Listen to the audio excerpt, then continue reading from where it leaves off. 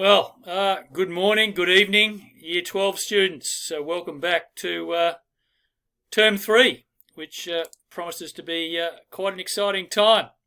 So COVID-19 2.0.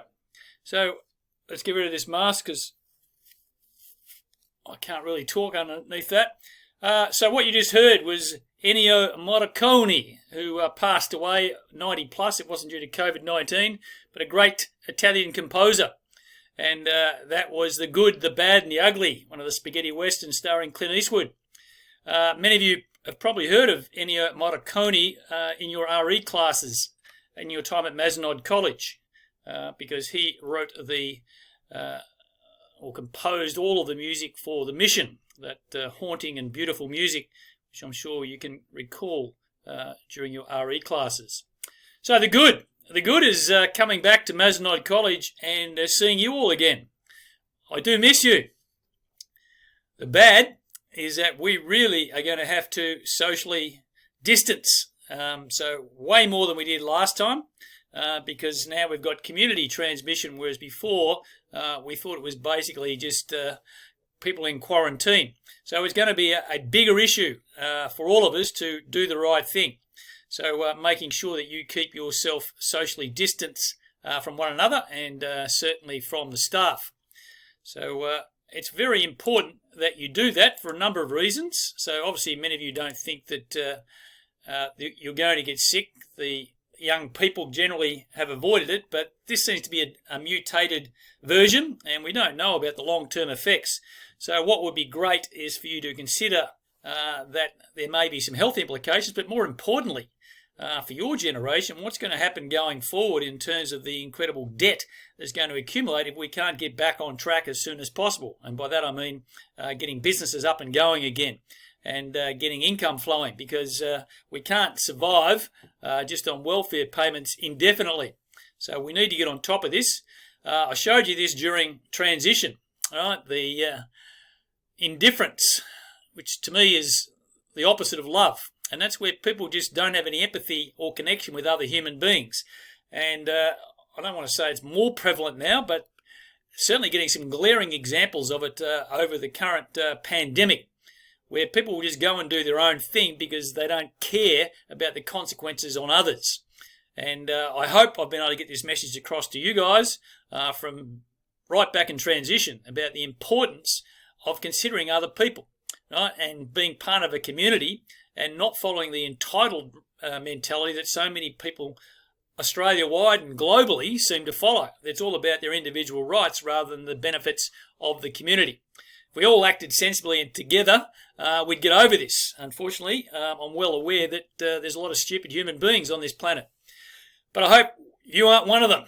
All right, so that you will do the right thing. So very important. So obviously this whole thing has exploded because people just did some really stupid things and decided they'd do whatever they wanted to do. Coupled with that, probably Risk Management 101 was thrown out the door. And I'll certainly talk about with my business management classes, things about quality control and risk management seem to have been handled pretty poorly. All right, and we're all paying a consequence. So we need to go back and hopefully get on top of it, but it's going to be a lot harder this time because, as I said, we've got a lot of community transmission. Again, this was done during transition. I've been talking about this all the time. Integrity is doing the right thing even when no one is watching. Right? So classic case of what's happening now in society. People doing what they want to do rather than what's the right thing to do. So hopefully these will be great lessons for you going forward. And certainly don't want to be a person that doesn't adhere to that. Very big on developing young people to become independent, but independent is only good if it's coupled with integrity. Right? So having your individual freedom is terrific, but you've got to be able to manage that with the rights and responsibilities that come with that. Right, so that's a little bit of lecturing. Like many people in Victoria, I'm pretty frustrated and a little angry about what's happened. So certainly want everyone to do the right thing. So socially distancing, whether you want to wear a mask or not wear a mask, that's certainly being promoted more than it was last time, which is obviously a consequence of community transmission. But you really need, right, to keep your distance and avoid the physical contact with one another and being in close proximity. Hugs, handshakes, just not on, right? So you've just got to do the right thing by everybody in the school community and by your families, because when you go back home, you don't want to be taking the virus back home. So that's the only way we're going to get on top of it. So we need you and everybody at the school doing the right thing. So continue to wash your hands. So that's something that I do regularly. You've got hand sanitizer as well. So the odds of you picking it up, if you follow the appropriate things of social distancing and hand hygiene, then you've probably got a good chance of avoiding picking up any of the bugs. Coupled with that, we're also going to be doing temperature testing. So I've seen the recent email which has gone home to your parents. So you're all going to be lining up at Oblate Hall and get a gun put to your head. And hopefully you're below 37.5. It's not a bad little bingo game to walk in there and have a guess what temperature that you might be, all right? And see how close you get. Play it as a game every day and see whether you can nail it. So generally you're in that 36, 37.5 range would be most adolescents, I would have thought. So have some fun with it, right? But you're going to need to get that checked. And if you don't pass the test, then see you later back home and go and get your COVID-19 test ASAP. All right, lockers, so I would imagine same as normal, so carrying your bags until notified otherwise, and that certainly did mean less congestion and certainly did facilitate getting to class earlier and less sort of noise and clutter around the lower area and upper area in Year 12. So continue to follow that procedure. Parent-teacher interviews, so tomorrow being Monday, so no classes, so you are back on Tuesday, but we're having parent-teacher interviews, so if your parents haven't booked, you've still got time. So Monday, that is tomorrow, and I think it starts off at about 10 o'clock and goes through to into the evening. So they are done online, so we'll be doing them exactly the same way we did the Google Meets with you guys. So your parents will have a link, and they will then just go in at the appropriate time. If they can see that somebody's in there, then just wait a few minutes. Hopefully the interviews will be kept to a few minutes, and there won't be any need for people having to wait. All right, so that's tomorrow. The next opportunity is the following week. So the second week of term 3, so on the Tuesday and then on the Wednesday. So Tuesday is normal classes. I think it's a Monday timetable, so finishing about 2:30. And then on Wednesday, we are then going to have no classes, and parent-teachers will conclude on that day. So that's Tuesday and Wednesday week, all done via Google Meet. Right? So make sure you've informed your parents. And whether you're there or not there, it doesn't really matter. It's always nice if you are there to hear what your teachers have got to say, considering it's been so difficult. Right? So it's pretty hard to believe that we had this set up prior to this pandemic. So good foresight on the part of administration to get those organised in advance, because there's no way we would have been having parent-teachers at school. Now, sadly, I've had to cancel the formal, which was scheduled for, I think, the 25th of September. There's absolutely no way that is going to go ahead in the current climate, and we can't defer it to term 4 because you are getting focused on exams, and the odds of it being possible then are pretty remote. I think it also begs the question, there's a couple of other events coming up involving you guys which are going to be problematic as well. So let's hope we get on top of this, because we've got speech night, we've got the valedictory, we've got the Year 12 farewell, which is usually held in front of the entire school. So unfortunately, I don't see those things as going to be options. So we're going to have to look at different ways that we can appropriately farewell you. So again, my apologies to each and every one of you, because you've had a really tough year. And I want to commend you so far on what you've done. So the work ethic's been terrific by and large, with a few exceptions, but most of you I'm getting really good reports.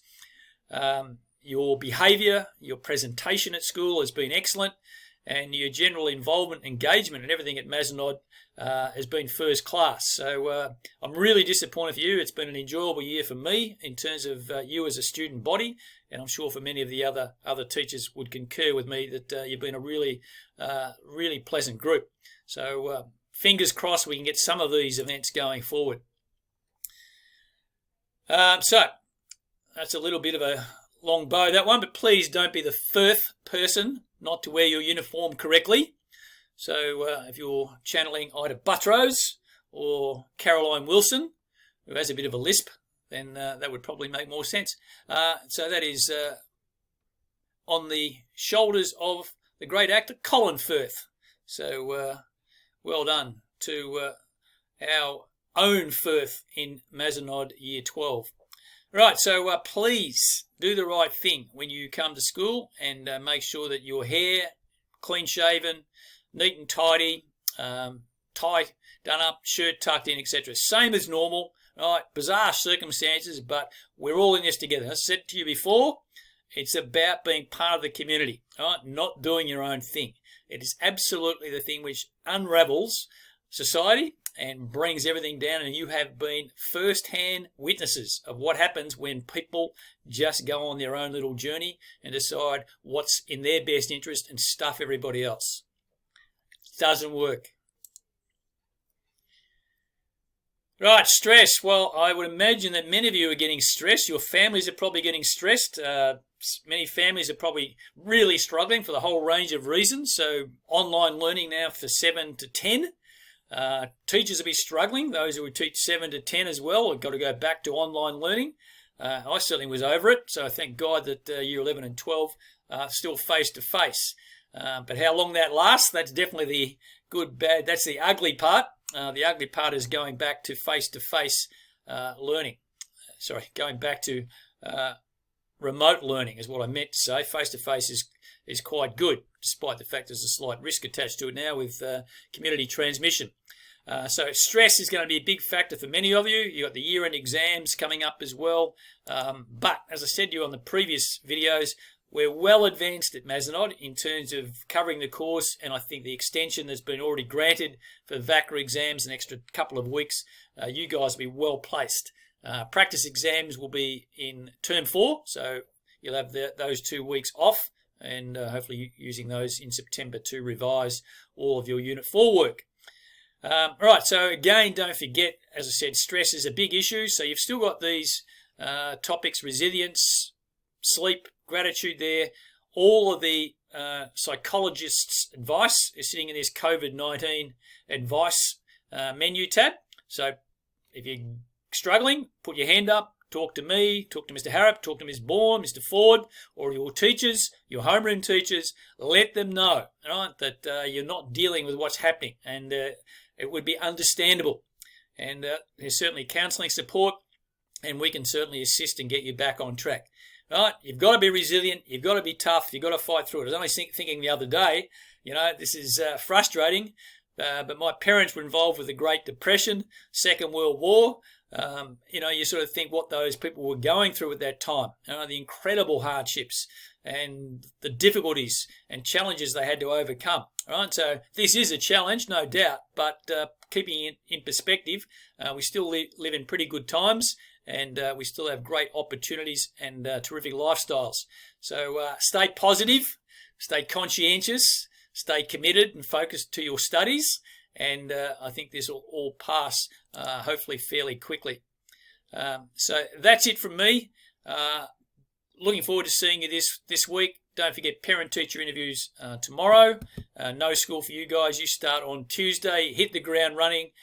Make sure you've done all your holiday homework, and you've started revising and reviewing all of your Unit 3 work. Right, all the best, and look forward to seeing you on Tuesday.